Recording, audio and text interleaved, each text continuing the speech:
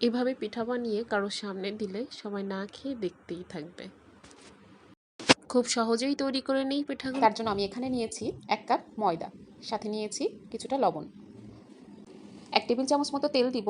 তেলের সাথে ময়দাটা খুব ভালোভাবে ঝরঝরে করে মাখিয়ে নিব। ময়দাটা যখন হাতের মুঠের মধ্যে চলে আসবে তখন পানি দিয়ে খুব ভালোভাবে একটা ডো তৈরি করে নেব। ডোটা নরমও হবে না আবার শক্তও হবে না, খুব সফট একটা ডো তৈরি করে নিব।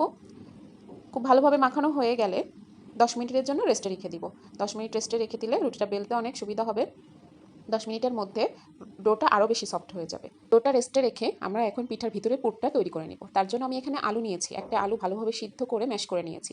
সামান্য চিলি ফ্লেক্স দিলাম, আর দিয়েছি গোলমরিচ গুঁড়া, জিরা গুঁড়া আর ধনিয়া গুঁড়া, স্বাদমতো লবণ। সব কিছু হাফ চা চামচ করে দিয়ে এখানে আলুটা খুব ভালোভাবে সব কিছুর সাথে মেখে নিব। আলুটা ভালোভাবে মাখা হয়ে গেলে এক সাইডে রেখে দিব। রেস্টে রাখা ডোটা ভালো করে আবার কিছুটা ময়ান করে আর 2 ভাগে ভাগ করে নিব। আমি এখানে 2টা রুটি বেলে নিব।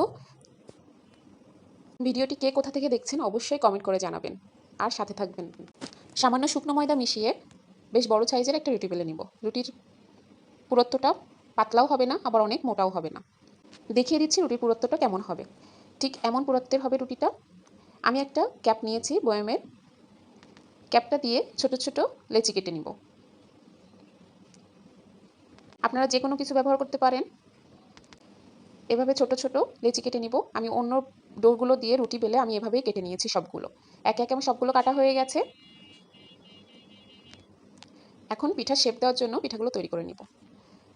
প্রথমে একটা ছোট ছোট কেটে রাখা রুটি নিয়েছি, তার উপর তৈরি করে রাখা আলুর মিশ্রণটা পরিমাণ মতো দিয়ে দিব। আর একটা রুটি দিয়ে ভালো করে মুখটা বন্ধ করে নিব, ভিতরে যেন কোনো বাবল না থাকে। একটা কাঁটা চামচের সাহায্যে 4 সাইডে এভাবে আমি কেটে কেটে নিব। একটা ছুরি দিয়ে একটু ফাঁকা ফাঁকা রেখে আমি কেটে নিব। এমনভাবে কাটতে হবে যেন একটা ফুলের একটা পাপড়ি তৈরি করা যায়। তারপর এভাবে আমি ফুলের পাপড়িগুলো তৈরি করে নিব। আপনারা দেখে অবশ্যই বুঝতে পারছেন আমি কীভাবে বানাচ্ছি। আমার একটা পিঠা তৈরি করা হয়ে গেল। আমি আরও একটা তৈরি করে দেখাবো, নিশ্চয়ই সবাই ভালো করে বুঝতে পারবেন।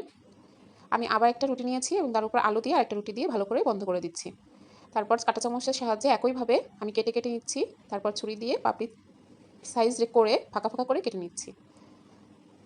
আমি একটু কাছে থেকে দেখাচ্ছি আমি কীভাবে পাপড়িগুলো তৈরি করেছি।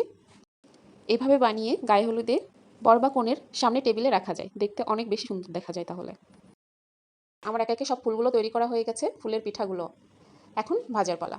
কড়াইতে পরিমাণ মতো তেল দিয়েছি আর পিঠাগুলো দিয়ে দিচ্ছি তেলের মধ্যে।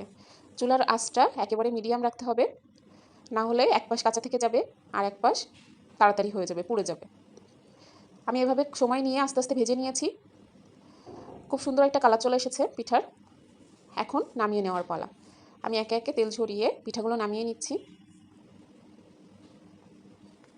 সবাই সময় নিয়ে ভাজবেন, তাড়াতাড়ি ভাজতে গেলে কিন্তু পুড়ে যাবে, এক সাইড পুড়ে যাবে, এক সাইড কাঁচা থেকে যাবে। ব্যাস তৈরি হয়ে গেল আমার মজাদার আকর্ষণীয় ফুলের পিঠা। আসলে আমি এটা কী নাম দেবো আমি এখনও নিজেই জানি না। ঝাল পিঠা। রেসিপিটা ভালো লাগলে অবশ্যই সবাই লাইক কমেন্ট করে পাশে থাকবেন। সবাইকে অসংখ্য ধন্যবাদ।